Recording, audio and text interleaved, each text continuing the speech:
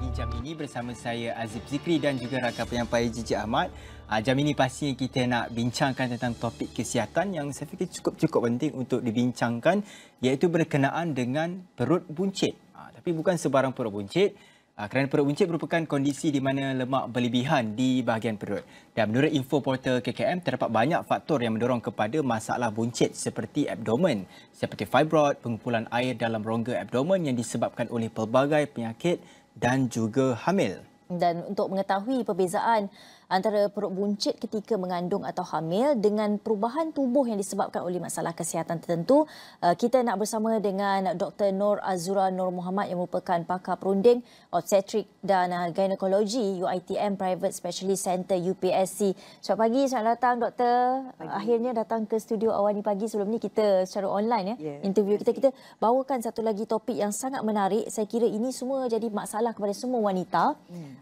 Tak mengandung, tak hamil, tak kahwin pun lagi, tapi perut dah buncit kan. Tapi itu semua, apakah yang mungkin kalau doktor boleh terangkan yang dimaksudkan dengan perut buncit, dan adakah terdapat perbezaan antara perut buncit biasa dan juga perut buncit mengandung tu?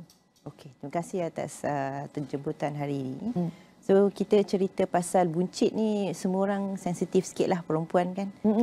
Biasanya kalau kita awal-awal period tu perut mungkin kempis. Lepas tu tengah-tengah bulan tu rasa macam kembung sikit kan. Bloated. So dan hujung-hujung lagi lah kan. So kita pun rasa macam benda tu normal je sebenarnya. Cuma ada orang-orang yang perut dia buncit lepas tu tak kempis-kempis. Dia rasa dia makan banyak. Ataupun dia sebenarnya rasa mungkin tak exercise ke, stres ke, minum air banyak sangat ke. Jadi perut pun jadi buncit. Ada orang yang mengandung tu kita faham lah, mungkin awal-awal kandungan tu dia tak perasan, dia rasa nak muntah-muntah, loya-loya. Yang tu kita tahu dia sebab mengandung. Cuma buncit yang kita nak cerita hari ini, cerita dia pasal buncit disebabkan oleh pembesaran organ kita yang dalaman yang untuk wanita punya. Dan sebenarnya doktor, apa sebenarnya yang menyebabkan, macam doktor cakap tadi, ada bulan, ada masa yang kadang-kadang buncit. Apa yang menyebabkan perut buncit menjelang haid sebenarnya? Kita punya hormon wanita kan turun naik. Kita ada estrogen, progesteron. Yang progesteron ni dia buat kerja-kerja bukanlah membuncitkan orang, tapi menambahkan air dalam berat badan kita. Jadi itu fungsi dia memang, tugas progesteron ni untuk sokong kalau orang mengandung, dia punya rahim tu kekal, tebal saja untuk menerima telur yang disenyawakan tu. Jadi itu fungsi progesteron. Cuma bila badan kita yang perempuan ni terpaksalah menerima, bukanlah bahana tapi side effectnya daripada progesteron tu sendiri. Sebab tu orang jadi buncit menjelang nak period. Kalau kita tanya mungkin ramai wanita di kalangan kita ni, kita akan tukar seluar sikit ke, ataupun kena pakai baju longgar sikit ke, memang akan berlaku. Terutama orang yang ambil hormon tu sendiri memang dia akan terasa lah. Dan juga pada tahap mana yang perlu kita risau sebagai wanita bila perut kita dah mula macam bloated atau kembung, buncit tak turun-turun tu, di tahap mana yang kita rasa saya kena bawa pergi doktor ni untuk periksa? Ada orang dia akan rasa macam, okeylah saya gemuk ni, mungkin saya exercise sikit kot. Kalau exercise masih rasa keras saja. Mungkin bila jalan kita tak nampak sangat, tapi bila kita baring, kita akan nampak perut kita macam terasa buncit sikit tau. Ataupun kalau kita rasa kita seorang tak nampak, kita minta orang lain tengok daripada tepi. Kalau yang gambar raja yang kita pernah tunjuk, ataupun kalau kita tengok kat internet sekalipun, ada juga, bukan, yang tu yang spesimen tu sendiri. Yang sebelum tu ada satu gambar perut buncit tu. Yang tu orang akan nampak perut dia macam ternaik lah. Kalau orang yang mengandung, kita tahu dia punya perut tu naik sebab ada rahim yang membesar. Tapi rupa dia pun boleh jadi lebih kurang sama juga. Cuma sama ada dia akan ada orang yang ada simptom. Kalau ikutkan dia kata, contoh yang macam tu, ini dah merening. Macam orang ala-ala, kalau Melayu dah kata busung buatan orang ni kan. Tapi ini bukan disebabkan oleh buatan orang tu. Tapi disebabkan ada pengumpulan sesuatu dalam perut. Jadi kita nak buat apa? Kalau kita masih dah exercise, kita dah berlari, kita dah kurangkan berat, makan semua masih rasa buncit, ataupun dah mula rasa sakit, tak selesa, bergerak sikit je rasa tertarik, ataupun nak buang air susah, sila datang dan minta pertolongan daripada doktor lah. Mungkin Itu yang tahap serius. Mungkin ada perut buncit yang macam normal je, macam mungkin ini perut lebihan lemak saja ke sebagainya. Ada yang beranggapan sebegitu. Tapi macam mana, apa petanda lain yang buncit apa yang mereka perlu takutkan? Buncit yang sakit, buncit yang tidak sakit, ataupun sebenarnya ada pengembangan organ pun kita tak perasan sakit dia. Ya, betul. Kalau buncit yang tak sakit tu kadang-kadang lebih menakutkan, terutamanya dia dalam masa yang sekejap saja. Contoh benda yang serius macam kanser kiran telur ataupun ovary lah. Kalau kita tanya pesakit, memang dia kata, oh doktor, perut saya okey je, tapi 3 bulan lepas tu terus putus. Itu memang sesuatu yang memang kena datang cepat lah.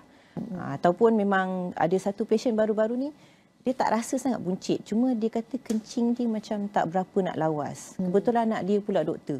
Anak dia pun kata, alah mak ni kencing tak berapa bersih ni. So dia pun bagi antibiotik. Tapi masih lagi sakit. Apa dia buat? Dia pun pergilah jumpa doktor, pergi letak scan sendiri. Dia pun rasa macam, alamak, rasa bersalah pula sebab dia tak ambil serius dengan mak dia punya simptom. Rupanya dalam tu ada kilang telur dah bengkak. Lepas tu baru lagi semalam pun ada satu pasien tu, dia pun tak tahu juga perut dia kembung. Tak macam mana dia rasa, macam tak sedap lah, dia langgar meja, bucu, dia kata ada macam benda yang keras dekat situ. Kan badan kita tahu lah kan, perut lemak ni kan lembut saja. Terus dia jumpa doktor, lepas tu kita scan memang ada bengkak dekat situ. Cuma masalah bengkak ni bila dia besar baru kita nampak. Kalau yang kecil-kecil tu, yang ala-ala yang dalam 5 cm tu, kalau simptom wise kan, bengkak tu dia mungkin tak nampak di perut, tapi kalau dia terpusing, itu memang orang yang senormal-normal pun dia akan datang juga ke hospital. Sebab sakit yang berterusan memang perlu pembedahan. Yang tu special case lah. Tapi bila lepas daripada dalam 10 cm dan ke atas, dia punya chances untuk pusing tu sangat rendah sebenarnya. Jadi orang pun biar saja kan jalan gitu-gitu. Terutama ada alasan kata, alah mak dah ada 5 anak kan, perut ni dah macam longgar kan. Jadi kalau besar sikit tu biasalah kan, makan salah. Mungkin apa penyakit-penyakit yang dikaitkan dengan perut buncit ni? Yang doktor sebut 10 cm, 5 cm itu, adakah itu cyst ataupun fibroid? Mungkin doktor boleh listkan untuk bagi kefahaman dulu. Biasanya kalau kita kata yang kembung ni dia ada tengah ke tepi kan. Kalau yang kat tengah tu mungkin rahim lah yang mula-mula kita kena suspek adalah mengandung ke tidak lah. Tapi kalau orang yang tak pernah bersama, tak pernah ada pasangan, takkan kita nak kata dia mengandung pula. Itu pun ada possibility, tapi banyak lebih kepada fibroid. Jadi perut dia pun akan membesar macam sekata tu kan. Tapi dia mungkin ada simptom macam pirit banyak ke, pirit sakit ke. Yang tu pun akan menyebabkan orang datang juga. Satu lagi, kalau yang kita cakap pasal yang saya tengok spesimen tu, yang kilang telur bengkak tu, yang tu memang kita cakap majoritinya bukan kanser lah. Sebab air kilang telur ni dia keras tau. Kita nampak aja macam lembik-lembik macam tu kan. Tapi bila kita isi air kadang penuh satu perut ni, elak aja orang macam tak pecah pun benda tu. So itu adalah kilang telur punya masalah. Dan kebiasaannya dia bukan kanser, cuma kalau yang teruk cepat sangat tu, yang tu kita takut dia kanser. Cakap tadi ada banyak kes, malam pun ada kes yang dirujuk kepada doktor. Ya, betul. Adakah ia normal dan normal kepada wanita dan macam mana, apa sebenarnya punca dia sebenarnya? Dia kalau ikutkan, mungkin sebab saya kan sumber rujukan, jadi saya pun nampak semalam minggu lepas kan. Tapi kalau ikut orang yang biasa, mungkin GP ke apa, dalam 1 bulan tu mungkin 2 kali ke nampak macam tu. Itu pun tengok juga, kalau dia tak check perut orang tu, kita pun tak tahu yang orang tu ada masalah bengkak perut. So punca yang kita kata dia punya masalah tu biasanya kan period tiap-tiap bulan air telur tu akan keluar. Lepas tu dia akan tinggalkan satu macam belon kecil lah, 2 cm macam tu. Belon ni kalau dia tak meletup ataupun pecah dalam period seterusnya, dia akan membesar dan membesar dan membesar dan membesar. Itu yang mengandungi air. Kalau yang mengandungi macam pernah nampak ke gigi ke rambut ke lemak ke kan. Itu satu lagi pula jenis cyst yang ada juga boleh jadi dekat dalam kilang telur. Oh wow. Boleh begitu sekali ya. Tapi bukan buatan orang, tak ada pergi dia boleh masuk ke, tak ada, bukan. Itu memang dia punya sel dia tu, dia membesar dan akhirnya dia membentuk ataupun menghasilkan benda yang kita cakap tu. Seperti rambut, gigi ya. Kalau kita buat operation adalah nampak. Ataupun kalau kita scan kita nampak gigi macam macam 4 segi, kalau putih. Kata ni teratoma ni. Oh, jadi gigi rambut tu semua memang normal, memang itu Dalam adalah hasil bahagian sel cyst tu sendiri. Tapi dia boleh jadi kanser, dia boleh jadi bukan kanser. Jadi apa mungkin kalau kita lihat kalau pemeriksaan telah dilakukan, mungkin dah detect fibroid, cyst dan sebagainya, apa mungkin langkah yang perlu dilakukan oleh pihak kesihatan lah kepada wanita-wanita yang mengalami perkara ini? Biasanya kalau kita nak manage patient, kita kena tengok umur dia dulu. Kan orang macam kalau dah 60-an macam semalam tu, saya tak ada ragu-ragu, biasanya kita akan buat operation lah untuk buang kilang telur, halotiup, peranakan dengan rahim dengan pangkal rahim. Maksudnya seluruh rahim tu dibuang? Ya, sebab kalau kita tengok orang yang dah lepas menopause kan, takkan kita rasa ni bukan ni sis biasa ni kan. Lepas tu kita buang saja sis tu. Rupa-rupanya dia turn out to be cancer, contoh kan. Lagipun sebelum tu kita kena buat blood test dulu. Kita kena tengok dia punya keputusan, nampak tak macam suspek kanser ke tidak. Kalau dalam hal tu memang kita counsel ke arah buang semua. Tapi kalau macam baru-baru ni 2-3 minggu lepas 20 tahun kan, takkan kita terus kata ni semua buang ni. Kesian kan, tulang rapuh, rambut kering, dah jadi macam menopause dah. Cepat sangat. Jadi kita dalam situasi tu kita biasa ambil kilang telur yang tak normal, yang lain tu kita tinggal saja. Sekurang-kurangnya ada peluang untuk satu lagi kilang telur selamat, masih lagi boleh meneruskan support untuk hormon badan macam biasalah. Baik, banyak sebenarnya kita bercakap dengan Dr. Nur Azura Nur Muhammad, pakar perunding obstetrik dan ginekologi berkaitan dengan perut buncit ini. Adakah hamil atau ada masalah kesihatan? Tapi kita perlu berhenti rehat seketika, kembali selepas ini.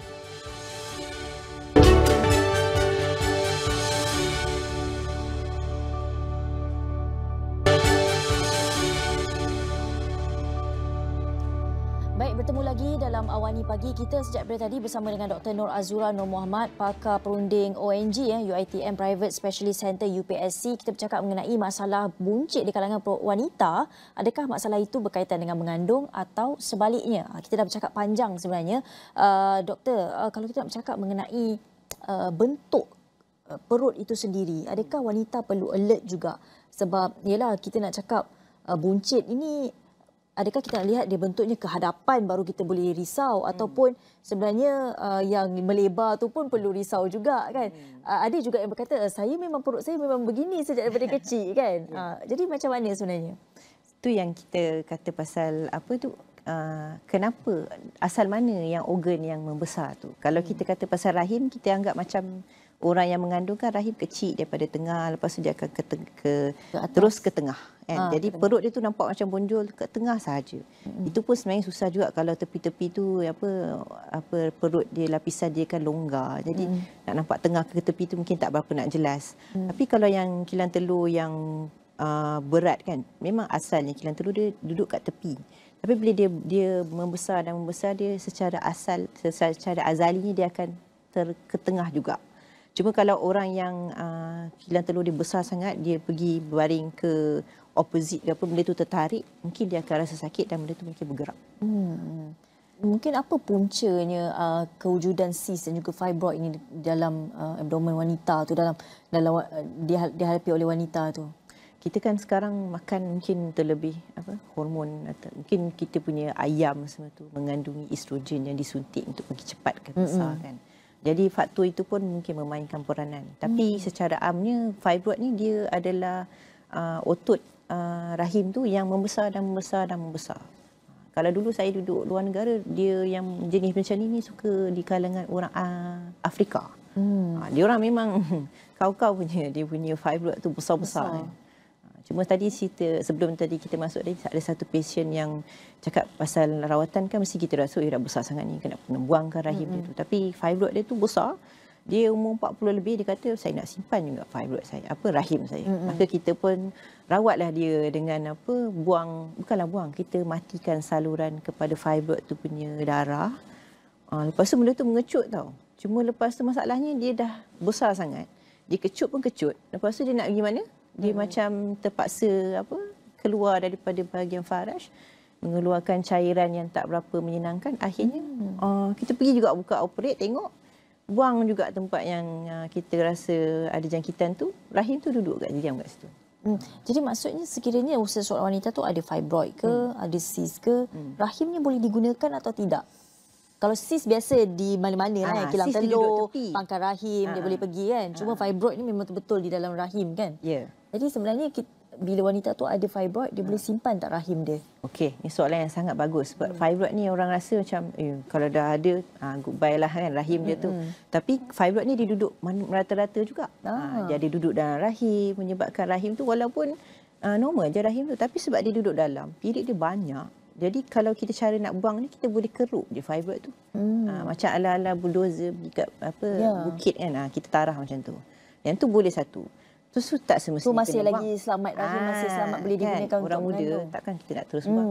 Ataupun dia duduk dalam dini rahim tu sendiri, kita pun boleh buka dia, kita keluarkan macam ala-ala buka oren macam tu, keluarkan dia, jahit balik pun simpan rahim tu. Ataupun jenis yang kalau kita orang yang sebagai orang yang buat pembedahan ni, satulah kita kata broad ligament fiber. Maknanya dia duduk tepi. Tapi dia duduk kacau ogo-ogo tepi-tepi. Kita nak sampai dia tu kadang masing-masing sabar. Perdarahan banyak kan. Tapi lalas kita boleh keluarkan. So rahim tu boleh duduk dan diam kat situ. Masih boleh digunakan? Ya. Masih boleh mengandung? Betul. Cuma syarat utama dia kalau dengan fibroid ni, selagi kita potong dia tu tak masuk dalam rahim punya dinding tu, mengandung tu insya-Allah beranak macam biasa pun boleh. Cuma kalau kita dah potong daripada luar masuk ke dalam dinding rahim tu, chances untuk rahim tu bukan kata meletup, pecah ataupun stretching masa mengandung tu tinggi. Jadi untuk kategori tu kita advise jangan beranak biasa. Kita kena suruh buat operation cesarean section. Okey, maknanya mereka yang ada ketebalan fibroid dan masalah dekat kilang telur dan sebagainya tu, risiko untuk mengandung tu risiko semasa mengandung dan semasa bersalin tu memang tinggi lah berbanding mereka yang tidak mempunyai. Betul. Sebab kalau orang yang macam, again, saya relate dengan Afrika punya kalangan kan. Dia fibroid dia merata-rata tau. Lepas tu dia mengandung, perut rahim tu membesar untuk bagi salur darah ataupun bekalan kepada baby. Tapi lalas fibroid ni dia jadi macam terabai di situ. So dia pun tersepit dan akhirnya dia tak ada dapat salur darah, dia akan mati di situ. Sakit sebenarnya perut dia orang tu. Jadi dia orang kena bagi ubat tahan sakit juga untuk bagi kawalan sebab fibroid ni mati dalam perut dekat situ. Satu lagi kalau macam fibroid yang duduk dekat dengan pangkal rahim dekat bawah kan. Kalau beranak kan nak kena turun kepala baby tu kan. Kalau dia menghalang laluan dekat situ, lalas kita kena advise untuk operate juga. Sebab baby memang tak boleh keluar dekat situ. Oh, jadi maksudnya ketika mengandung? Mengandung tak dah nak ujung-ujung dah masa nak beranak nanti. Kalau dia duduk dekat dengan pangkal rahim tu tak boleh nak dilate ataupun kalau dilate pun kepala tak boleh turun, kena juga buat cesarean section.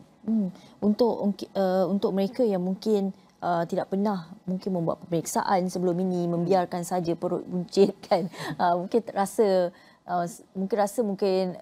badan saya naik, sebab tu perut saya naik, tapi tak pernah terlintas untuk pergi membuat pemeriksaan. Apa mungkin langkah pertama yang mereka perlu lakukan sebagai seorang wanita, doktor? Sebagai kalau kita macam, kalau orang yang mengandung memang dia akan sentiasa ada some check up somewhere lah kan. Betul. Tapi biasanya kalau tempat kerja pun sekarang dia dah ada awareness juga ni pasal kesihatan wanita. Mungkin dia orang akan advise kata buat blood test ke. Ada juga orang-orang yang macam every year buat blood test. So apa jadi, dia pun buatlah blood test ni. Ada macam nenek jugalah orang 60s. Dia buat blood test tahun ni normal. Tahun lepas normal. Tahun ni naik 1. Dia kata tumor marker CA99 tu. Datang-datang kat kita, memang ada sesuatu dekat situ. Jadi itu pun salah satu cara untuk, bukanlah pencegahan, tapi mengesan sebelum dia menjadi lebih teruk.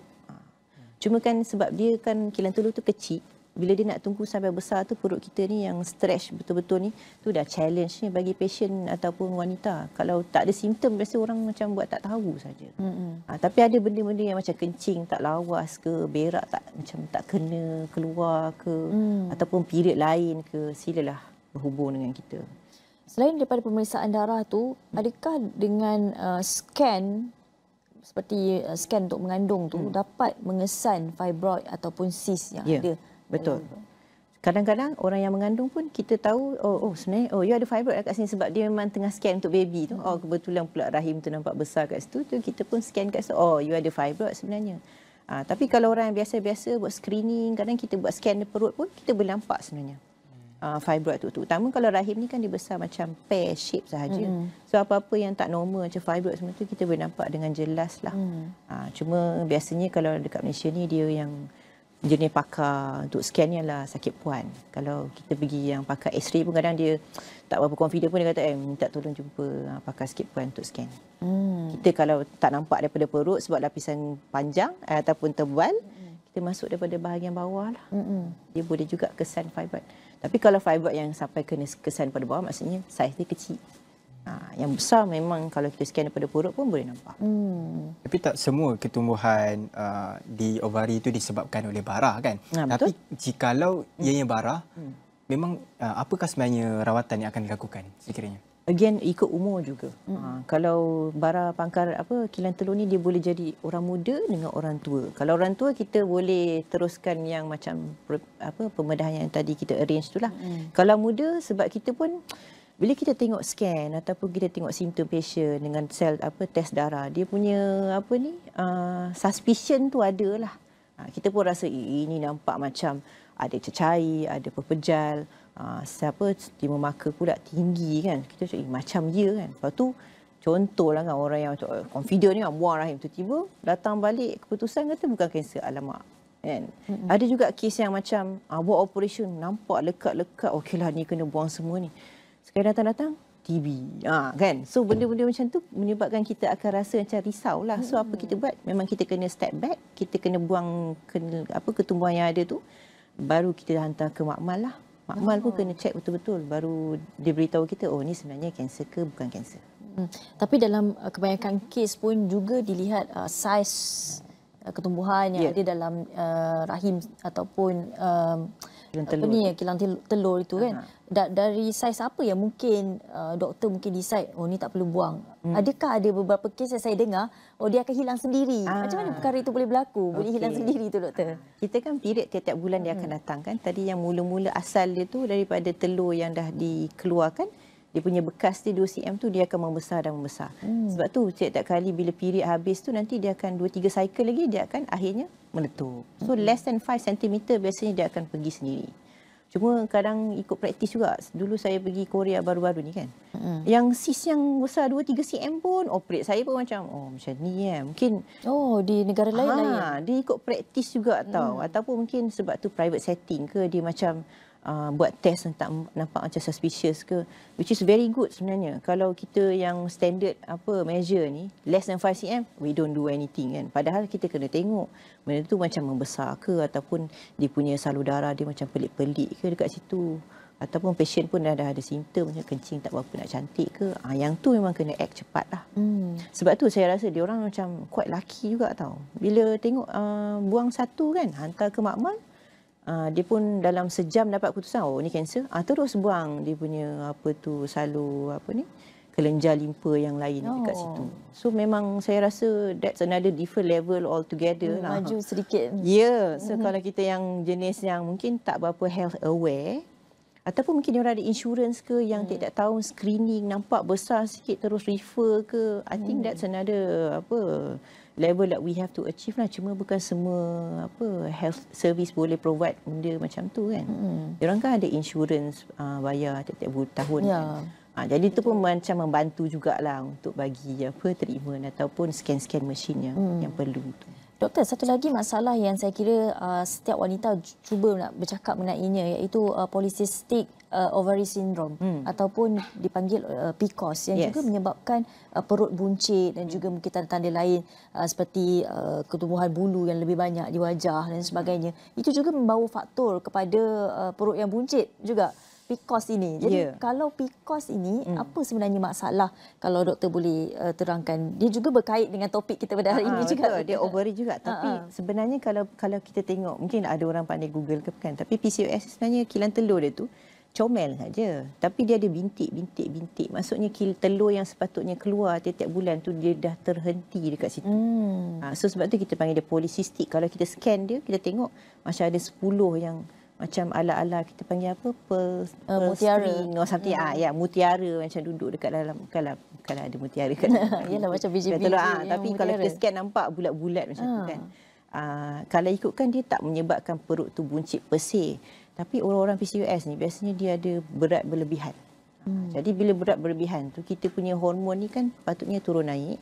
Tapi sebab estrogen badan dia tinggi sangat, akhirnya dia punya period yang sepatutnya datang tiap-tiap bulan tu terhenti. Satu masalah yang pasal PCOS ni dia bukan setakat masalah kegemukan tu saja, tapi kalau period tak datang, dalam dini rahim tu tak turun tiap-tiap 3 bulan, dalam dini rahim pun boleh ada masalah juga. Dan kalau dibiarkan berlarutan mungkin jadi kanser. Itu pun benda yang macam tak apa, saya tak period setahun, okey je ni. Tidak. Datang kan, kena tengok betul-betul. Pastikan dalam tu tak ada benda yang tak menyenangkan lah. Baik. Sudah banyak sebenarnya yang kita sudah faham. Saya pun sebagai lelaki pun sudah faham. Banyak masalah wanita. Ya, memang masalah wanita. Tapi semua sebenarnya perlu sedar. Kalau ada isteri, kalau ada makcik sebagainya, perlulah untuk mengambil kesedaran mengenai mengandung atau buncit atau sebaliknya ni. Baik, kita nak ucap terima kasih banyak kepada Dr. Nur Azura Nur Muhammad, pakar perunding obstetrik dan gynecology UiTM Private Specialist Center UPSC, dan kita harapkan perkongsian hari ini dapatkan memberi kesedaran kepada semua berkenaan dengan topik kita pada hari ini. Sekian Awani Pagi jam ini, saya Azib Zikri dan saya Gigi Ahmad. Terima kasih kerana menonton. Kita jumpa lagi. Bye. Terima kasih.